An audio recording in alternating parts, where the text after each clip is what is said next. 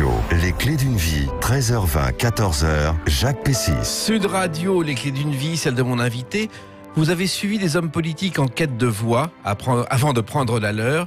Cela vous a permis de devenir l'élu d'un public que vous faites rire depuis plus de 8 quinquennats. Bonjour Pierre Douglas. Bonjour mon cher Jacques. Alors, il y a un livre qui sort vos mémoires, Rire au paradis ne serait pas convenable, alors n'attendons pas, chez Fortuna, n'attendons pas pour parler de votre vie, de ce livre, mais aussi de votre vie à travers des dates clés. Et la première que j'ai trouvée, c'est le 4 juin 1964. C'est le jour où vous débutez comme animateur, d'après mes renseignements. C'était la première fois de ma vie que je parlais dans un micro à la radio, grâce à José Arthur, qui animait une émission à l'époque sur Inter tous les soirs à 20h30, qui s'appelait Les Arts du Gauss, parce qu'il y avait Arthur, Dupont et Godard. Oui. Et je venais de quitter l'école des cadres du commerce où j'avais animé la soirée de la promotion qu'on fêtait tous ensemble. José Arthur était venu et il m'a convoqué quelques jours plus tard. Il m'a dit: j'ai une émission à vous confier, vous êtes bien au micro, vous êtes bien. Il avait parfaitement raison. Oui, alors, il avait beaucoup d'esprit. Il a dit un jour: j'ai eu au micro des gens qui sortaient de prison, j'ai eu des ministres, sûrement des gens qui vont y entrer. C'est tout à fait son esprit. Alors, l'imitation, Pierre Douglas, déjà à l'école, vous avez commencé, pour vous faire remarquer, vous imitiez vos professeurs. J'adorais imiter mes professeurs pour une raison très simple. J'ai découvert, lorsque j'avais 7 ou 8 ans, que j'aimais faire rire et que c'était pour moi déclencher un rire d'une seule personne, c'était un succès. Et j'ai toujours eu envie d'avoir du succès par l'intermédiaire de l'humour et par l'intermédiaire du rire. Et c'est la raison pour laquelle j'aimais bien imiter mes profs. Je trouvais le petit travers et la classe était contente. Voilà, mais le succès, c'était pas l'école. Je crois que vous avez fait plusieurs écoles. J'ai fait beaucoup d'écoles. Oui. Il y en a même quelques-unes que j'ai oubliées d'ailleurs. À chaque fois, c'était une orientation différente. Et vous vouliez déjà faire de la scène, et c'était pas le genre dans la maison, parce que je crois qu'Horace, votre père, était un professeur très sérieux. Horace, mon père, était professeur d'allemand et d'anglais, il était très sérieux. Et puis ma mère était choriste à l'ORTF. Oui. Donc on n'était pas branchés pour aller sur ce genre de choses, mais ça m'a jamais quitté l'idée d'aller sur scène. Mais votre père chantait Goethe, mais en allemand, je crois. Oui, il chantait Goethe en allemand, il chantait Alkönig et la musique de Schubert. C'est d'ailleurs ce que j'ai fait au bac. J'ai royalement échoué au baccalauréat, mais j'ai eu 20 sur 20 en musique puisque j'ai chanté Alkönig. Et lorsque je suis arrivé avec la partition, la pianiste m'a dit: il y a trop de notes, ce qui fait que j'ai chanté a cappella. Ouais, c'était un beau succès. Alors, si vous vous appelez Pierre Douglas, c'est à cause d'un comédien bien connu du muet, Douglas Fairbanks, qui a fait un truc un jour dans Paris. Il est arrivé voir ses fans au Crillon. Il a fait le trépied.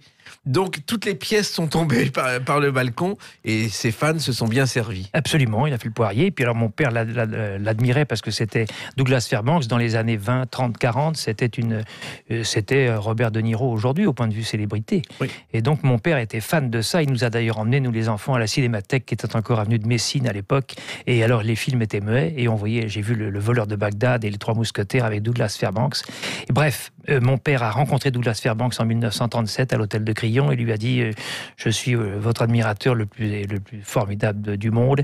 Mon premier fils s'appellera Douglas. Et ma mère, enceinte de moi, a dit à mon père: ça serait bien que son premier prénom soit un prénom français.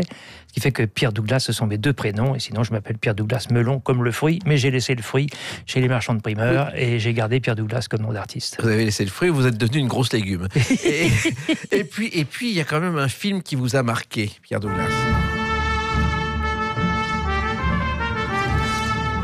Alamo avec John Wayne, car vous avez eu droit à une version traduite par votre père devant les spectateurs au cinéma. Extraordinaire. On était au cinéma Miramar, à Montparnasse, qui existe toujours, et mon père décide de nous emmener voir Alamo. Mon père allait toujours voir les films d'abord tout seul, puis quand il considérait que c'était pour les enfants, il nous emmenait. J'avais ma grande sœur et mes 2 petits frères et ma mère, et comme nous sommes arrivés un petit peu au dernier moment au cinéma Miramar, nous étions tous disséminés dans des endroits différents du cinéma et de la salle, et mon père nous appelait en disant: t'as vu ça, regarde, c'est extraordinaire. Et alors il criait dans le cinéma, alors ma mère savait plus où se mettre, mais mes frères et sœurs, on se marrait, et puis à un moment donné, mon père, il y avait devant lui une dame qui avait un chapeau avec une petite voilette, elle s'est retournée pour voir qu'est-ce qui criait comme ça, il lui a revissé la tête vers l'écran en disant: madame, c'est là-bas que ça se passe. Et alors à la fin, John Wayne est debout, il reçoit une lance dans le thorax, et en tombant, il fait sauter le dépôt de munitions, et mon père se lève en criant: les salauds, ils m'ont eu. S'il y avait des gens encore vivants dans la salle, ils doivent s'en souvenir. Ah oui, c'est le genre de choses qui marquent.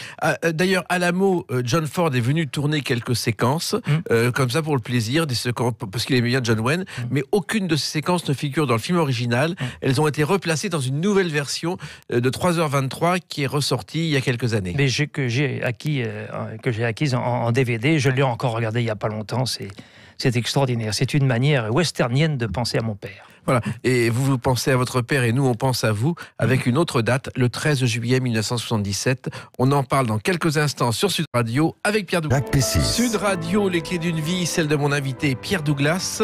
Il y a ce livre Rire au paradis dont on va parler tout à l'heure.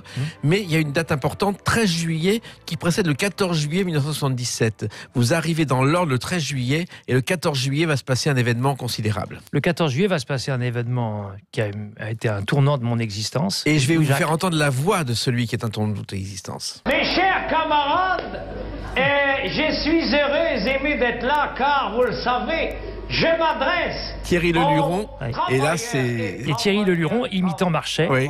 Et c'est parce que j'ai été le premier à imiter Marchais que lui l'a admirablement bien pris et m'a ensuite emmené au Don Camillo, ce qui a changé ma vie. Mais ce 14 juillet. Ce 14 juillet. Alors le 14 juillet, il y avait un chapiteau avec 3000 personnes, toutes les places étaient vendues pour le one-man show de Thierry Leluron et de ses musiciens.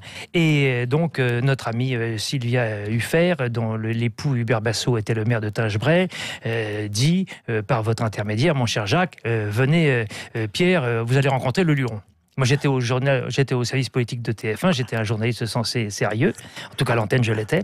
Et Leluron arrive à table, on était une vingtaine, il dit alors, bonjour monsieur, il paraît que vous imitez Marchais, je lui dis il paraît que vous imitez Giscard, et nous avons improvisé un dialogue entre Marchais et Giscard. Et sur des bancs en bois, je me souviens très bien. Absolument, une très très belle salle à manger.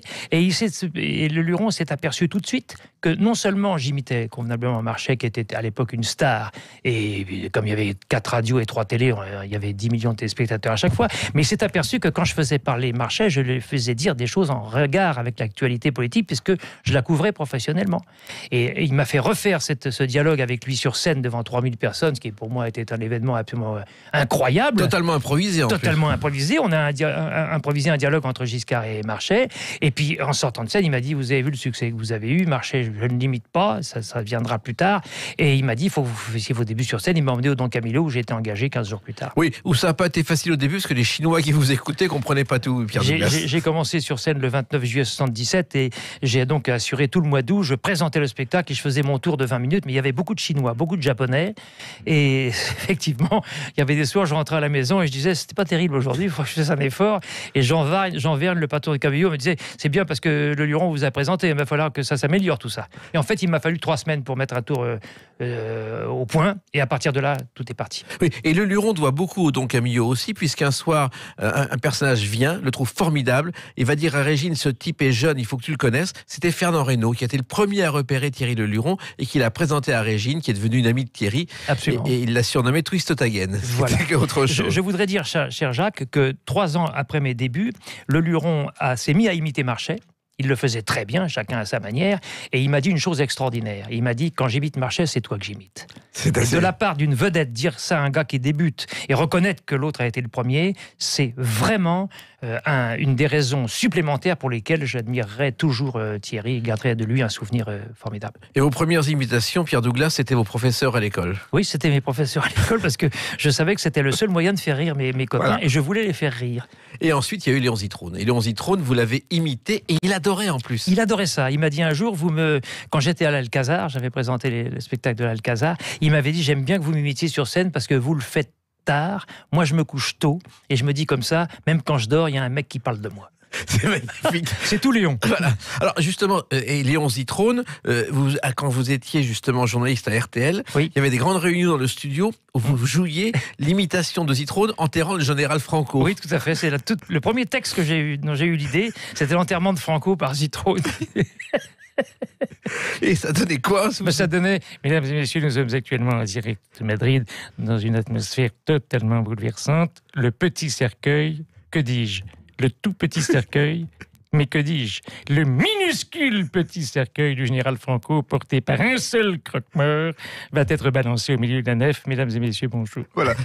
Et ça marchait très bien. Alors, il se trouve aussi que vous avez travaillé avec Léon Zitrone, qui se levait tôt pour faire le journal de RTL. Il arrivait en pantoufles quelquefois. Oui. Et un jour, je crois que vous êtes allé le chercher parce qu'il ne s'était pas réveillé. Il s'est plaint de violation de domicile. Oui, alors il n'était pas content parce qu'on a envoyé quelqu'un le chercher. Moi, j'étais son nègre, comme on ne peut plus dire aujourd'hui. Oui. Disons que je travaillais pour lui.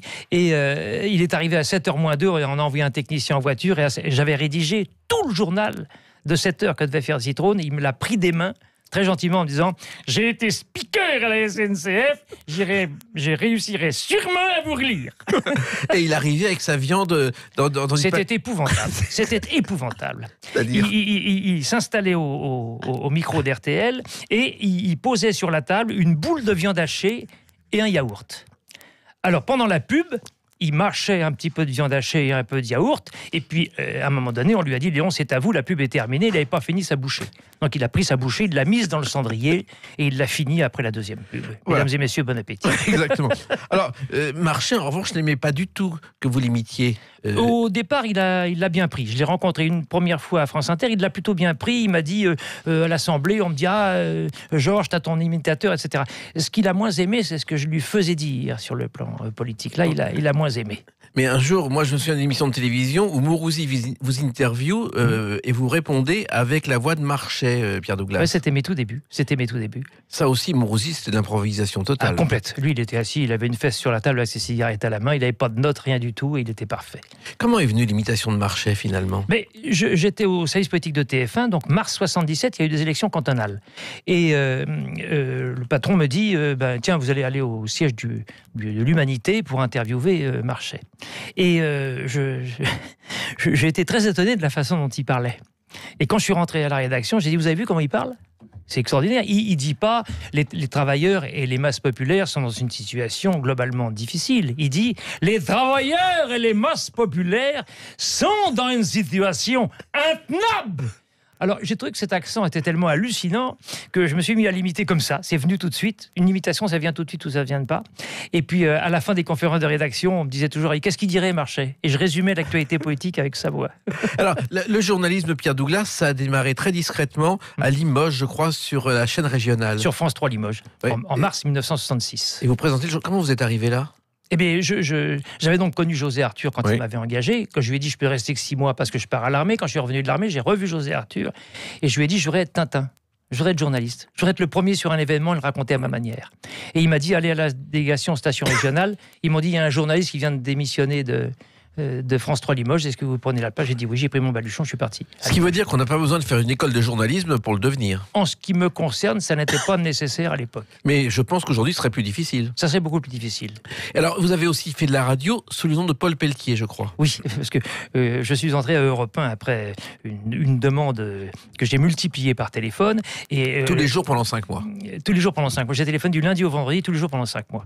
À Josiane, la secrétaire de Gorigny, qui avait des matins, on parlait même pas du rendez-vous. Puis un jour, elle me dit, t'es assis, t'as rendez-vous. Bref, j'ai eu rendez-vous, j'ai été engagé. Mais les 2 premiers mois, je ne devais pas prendre mon nom, Pierre Douglas, à l'antenne. Donc, tous les stagiaires, on s'appelait Paul Pelletier. Et quelquefois, dans le même journal, il y avait 3 Paul Pelletier. Il y en avait un à Clermont-Ferrand, l'autre à Marseille, le troisième à Tourcoing. Paul Pelletier était partout. Et votre première interview était catastrophique, c'était Juliette Gréco, je crois. Oui, ça c'était bien avant, c'était en 64. Alors, c'était avec José Arthur. Et là, j'ai interviewé Juliette Gréco à Bobino. J'étais immensément impressionné. Je lui pose 2 questions. La 3e question ne vient pas. Elle me regarde, elle me dit alors, mon petit gars, il n'y a plus de charbon dans la machine? J'ai jamais oublié. La preuve. Et vous avez préparé vos interviews ensuite. Oui. Mais vous avez pris des risques. Un jour, vous êtes retrouvé sous les bombes en tant que reporter. Oui, j'ai fait ce qu'on appelle un grand reportage, puisque c'était la guerre civile en Irlande du Nord, en 72, en juillet-août 72. Et il y avait 15 morts par nuit, et on m'a envoyé là-bas pour voir comment ça se passait. Je suis resté 10 jours, et effectivement, un soir, je me suis caché derrière un tank, et il y avait les 2 tanks à 200 mètres l'un de l'autre qui s'envoyaient des horreurs. Et puis, il y a un soldat anglais qui m'a dit, ne restez pas là, rentrez dans l'immeuble, et j'ai traversé les 4,50 mètres du trottoir à la vitesse de la lumière, et j'étais tellement impressionné que je suis monté au premier étage, j'ai mis mon micro par la fenêtre pour enregistrer et je me suis endormi à côté de mon magnétophone tellement j'étais épuisé. Mais le reportage est passé Le reportage est passé. avec les bruits qui étaient des bruits vrais, ce qui n'était pas le cas de tout le monde à l'époque. Il y avait des journalistes qui truquaient leur reportage avec de faux sons. Oui, il y a un journaliste, je ne veux pas le citer, qui nous a quittés d'ailleurs quelque temps. Il était en reportage en Algérie, la fameuse fusillade de la rue de Lisly. Et il a fait tomber des petits pois dans une casserole et je ne savais pas que ça faisait le bruit d'une mitraillette. Et puis vous avez réalisé un rêve, Pierre Douglas, c'est faire le Tour de France. Oui. J'ai toujours été fan de vélo depuis 1954, lorsque Louison Bobet est devenu champion du monde. Je me suis dit, je vais faire du vélo. J'ai demandé à mon père de m'acheter un vélo comme Louison Bobet. Mon vélo était noir, je ne l'ai pas en jaune. J'ai écrit Louison Bobet dessus, j'avais l'impression de rouler plus vite.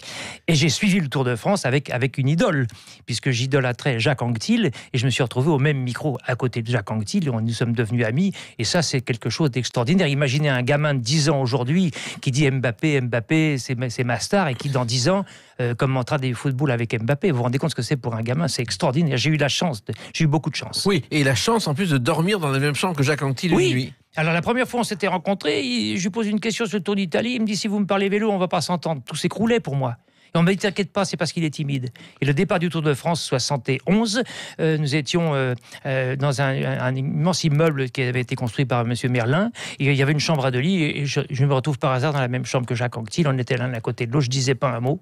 Et puis vers 11h du soir, il me dit, c'est bien une question sur l'étape des Dolomites du Tour 60, du Tour d'Italie 1960 que tu m'as posé. J'ai dit oui. Et il m'a raconté sa carrière pendant 3 heures. On est devenus amis jusqu'à sa mort. Et c'était un type absolument unique. Unique même dans sa façon de vivre et de travailler. Ah, complètement. Il y a une journée de repos à Andorre un jour, il y a un méchoui, il est local, il s'y attaque, on lui donne un petit morceau et il dit tu te fous de moi, tu me prends pour un rouge-gorge. Oui. Il a demandé la sangria derrière, il a passé la journée à manger et le lendemain il a pratiquement gagné l'étape. Oui, non, mais c'était quelque chose d'absolument invraisemblable. Et il m'avait raconté, quand on suivait ensemble le Tour, et on suivait une étape contre la montre, donc le coureur tout seul. Et à un moment donné, il y a un faux plat, enfin, pas une côte, mais vraiment un faux plat, le truc difficile de 300 mètres.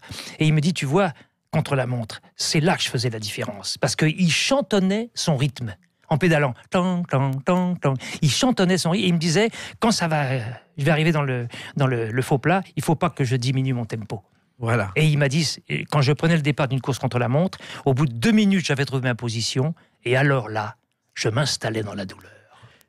Extraordinaire. C'est un personnage fabuleux, vous en parlez de beaucoup d'autres dans ce livre dont on va parler dans quelques instants, à travers une date, le 12 décembre 2019. A tout de suite sur Sud Radio avec Pierre Douglas.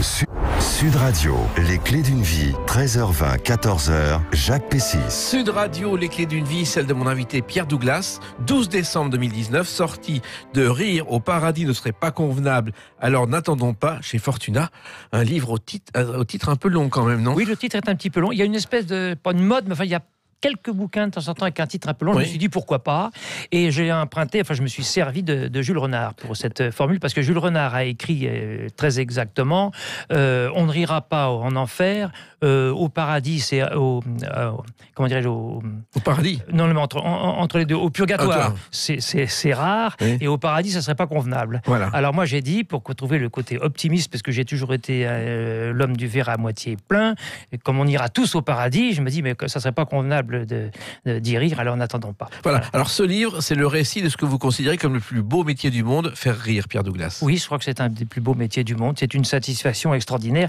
et c'est une chance d'y arriver.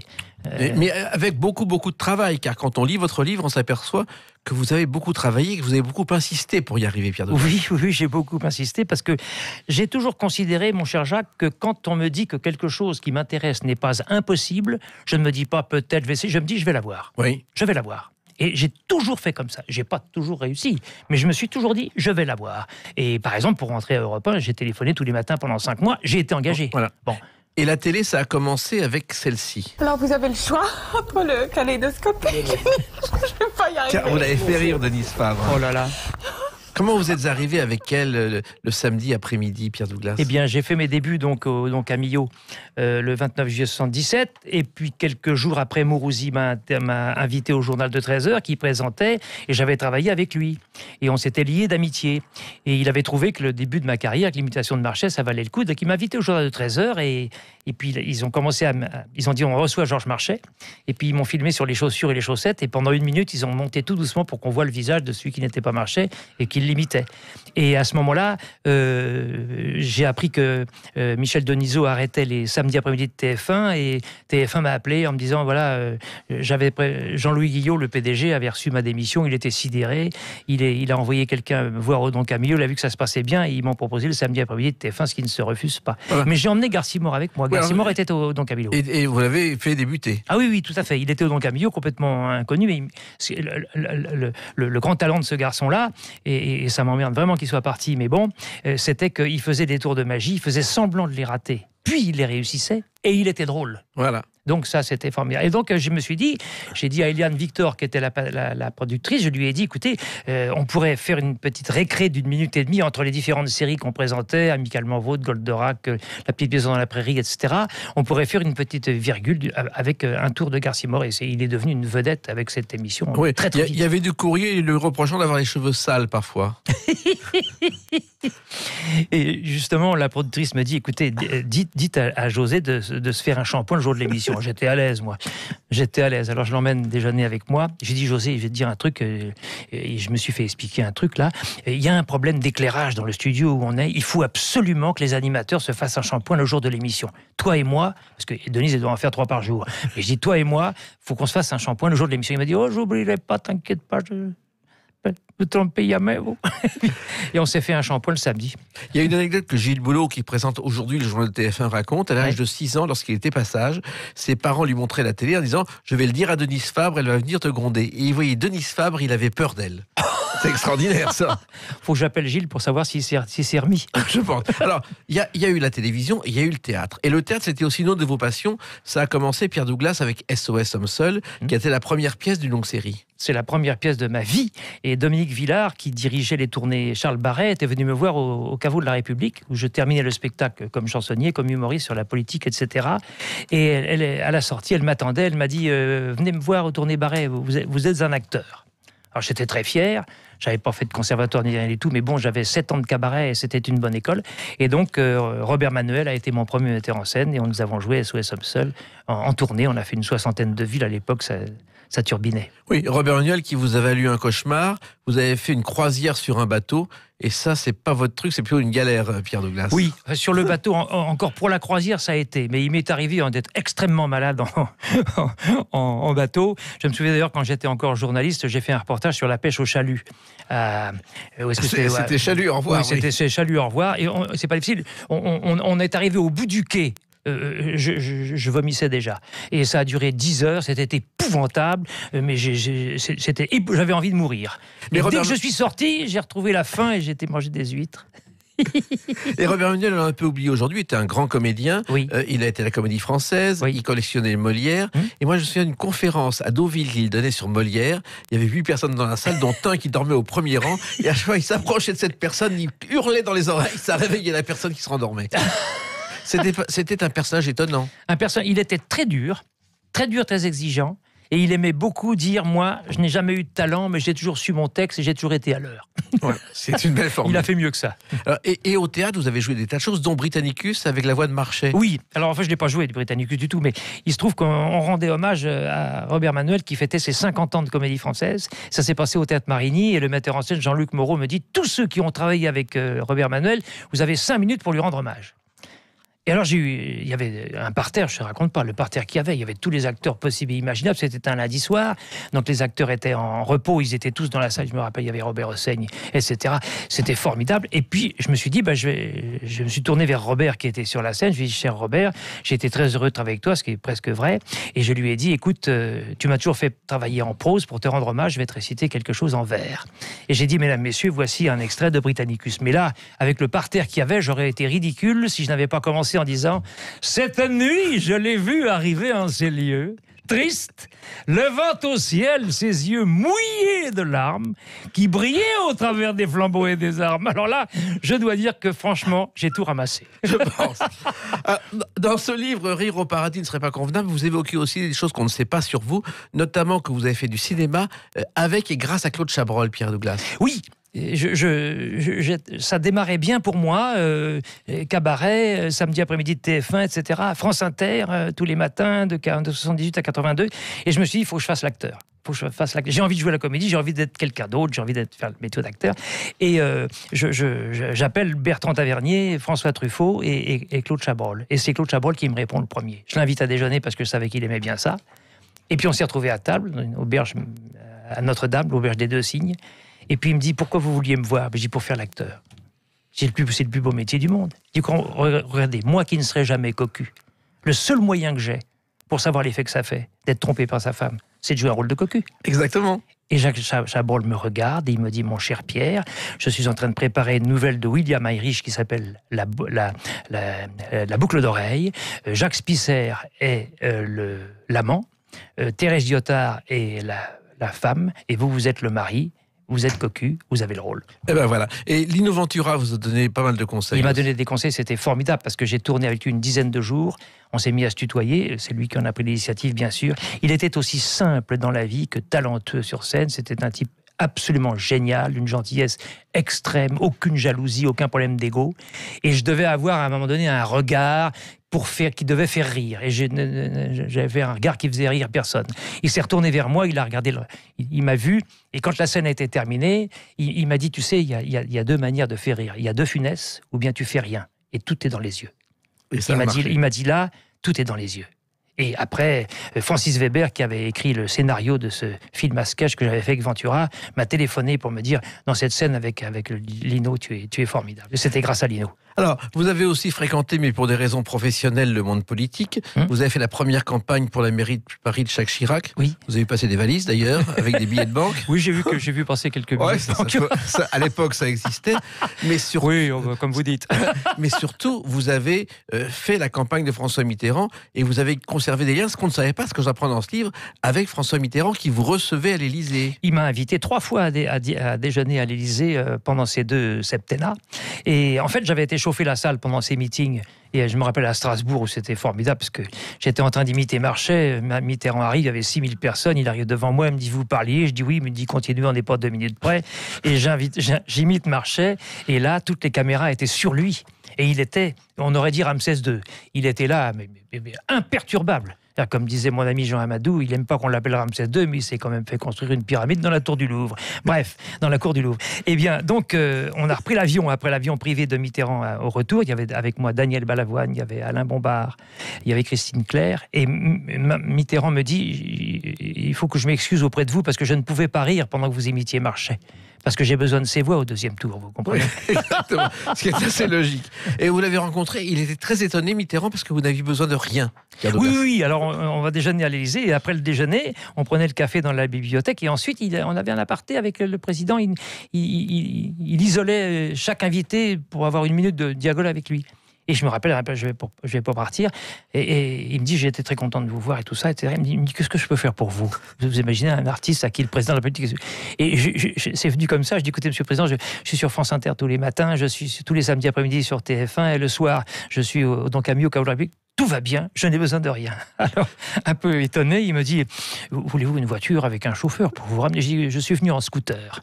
Et là, il me regarde et me dit, vous êtes impayable. Voilà. Alors, vous avez aussi connu Giscard, mais un soir, à la fin d'un dîner, il avait le bruit de la langue que connaissent bien les imitateurs. Ah oui, ça chuintait beaucoup. Ouais. Ça chuintait beaucoup. Je lui ai dit, vous allez bien? Il m'a dit, je sais. Alors, c'était des rares soirées mondaines parce que vous étiez sur scène, mais les soirées mondaines, l'opéra à Versailles, ça vous intéressait pas du tout, Pierre Douglas? Non, enfin, je suis rarement allé à l'opéra. Je ne sais pas pourquoi. Je suis extrêmement immergé dans la musique classique, mais surtout la musique symphonique. Et je ne connais pas bien les opéras. Mais je vais au concert régulièrement. J'écoute de la musique pratiquement tous les jours. Et j'ai appris la direction d'orchestre qui me permet aujourd'hui de diriger des concerts de temps en temps. Et c'est une satisfaction alors qui est indéfinissable. Parce que j'ai dirigé le Requiem de Mozart à Saint-Germain-des-Prés. Vous êtes devant 60 choristes, 40 musiciens. Vous faites 2 gestes et vous entendez du Mozart. Vous êtes au paradis. Oui, vous avez fait 11 ans de cours pour... J'ai pris 11 ans de cours pour avoir un premier accessit de direction d'orchestre. Oui, et quelquefois, d'ailleurs, dans la direction d'orchestre, vous faites des imitations aussi. C'est arrivé, j'ai vu une image où vous imitez Marchais. Ah oui. Alors, c'était en fait, j'avais fait un concert à Provins, et c'était Pierre Réac, le pianiste qui jouait le concerto de Schumann. J'avais dirigé l'orchestre. Et ensuite, on a fait un sketch avec lui au piano et j'ai chanté Erlkönig mais en imitant Mitterrand et Giscard. Et je veux dire que ça c'était très rigolo parce que on chantait Wer reitet so spät durch Nacht und Wind, es ist der Knaben mit seinem Kind. Là, je dois dire qu'on a eu beaucoup de succès. Oui. Remarquez, à l'opéra, vous l'avez échappé belle. Je me souviens d'une soirée à l'Opéra Garnier, une première, où il y avait le tout Paris qui était là, avec un dîner à la fin. Malheureusement, le poisson était pourri. Ça a fini avec 150 personnes à l'hôpital. Et le traiteur Potel et Chabot est devenu mortel et pas chaud. Je ne connaissais pas ça, cette histoire-là. C'est une belle histoire. Alors, et finalement, aujourd'hui, au bout de 40 ans, de plus de 40 ans, vous êtes heureux parce que vous faites ce que vous aimez et vous continuez. Vous êtes un bouffon utile et un vieux fringant, Pierre Douglas. Ça me plaît bien, ça, cette définition. Oui, mais ça correspond à... Oui, je continue à être très heureux sur scène. J'ai fait un one-man show au Canet, à côté de Cannes, vendredi dernier. Et j'ai dit au public à la fin, vous voyez, j'ai plusieurs raisons pour lesquelles je suis extrêmement heureux d'être sur scène. D'abord, vous le voyez, que je suis content d'être devant vous. Imaginez que vous ne soyez pas là. Et puis d'autre part, sur scène, c'est aujourd'hui le seul endroit où on peut raconter ce qu'on veut. Oui, et effectivement, nous, le slogan de Sud Radio, c'est « Parlons vrai ». Et vous dites que les hommes politiques sont atteints d'une surdité sélective. Ils sont atteints d'une surdité sélective. C'est un peu... Indiscutable, indiscutable. Mais vous savez, ils ont cette phrase, dites n'importe quoi sur moi, mais dites quelque chose. Oui, c'est ça. Et vous, au bout de 40 ans d'observation de tous ces côtés, vous concluez quoi, Pierre Douglas ? Je conclus que je parlerai toujours de la politique pour faire rire, parce que c'est quelque chose de trop sérieux pour qu'on ne rie pas avec ça. Mais je n'ai pas confiance dans le pouvoir politique, j'ai pas confiance. Et vous continuez vos seuls en scène. Le théâtre, vous avez joué une pièce que vous reprenez aujourd'hui, ça reste entre nous. Oui. Vous êtes donc à Millau de temps en temps avec votre scooter. Votre vie, elle est bien remplie. Vous pourriez tranquillement vous reposer et arrêter tout ça. Oui, mais je serais très malheureux. Tant que j'ai la mémoire et que le public est content de me voir, je serais totalement désespéré si je devais m'arrêter. Alors je continue. Je continue le plus en longtemps. attendant d'aller rire au paradis. Oui, le plus tard possible. En tout cas, tous ces souvenirs et même d'autres sont dans ce livre « Rire au paradis ne serait pas convenable, alors n'attendons pas » chez Fortuna. Un livre que vous avez écrit directement. Vous n'avez pas eu de nègre, comme on ne dit plus aujourd'hui. Je l'ai écrit avec mon épouse. Voilà. Parce que mon épouse écrit mieux que moi, et moi je parle mieux qu'elle ne parle. Donc on s'est réparti la tâche. On a fait ça ensemble. Très bien. En tout cas, je le recommande à celles et ceux qui nous écoutent. Il y a beaucoup d'autres anecdotes que celles que nous avons racontées. Merci Pierre Douglas d'avoir participé à ces clés d'une vie avec votre humour habituel. Merci mon cher Jacques, à la prochaine aventure. Absolument. Dans quelques instants, on retrouve Brigitte Lahaie et nous on se retrouve bien sûr demain pour d'autres clés d'une vie. Bonne journée, merci et à demain.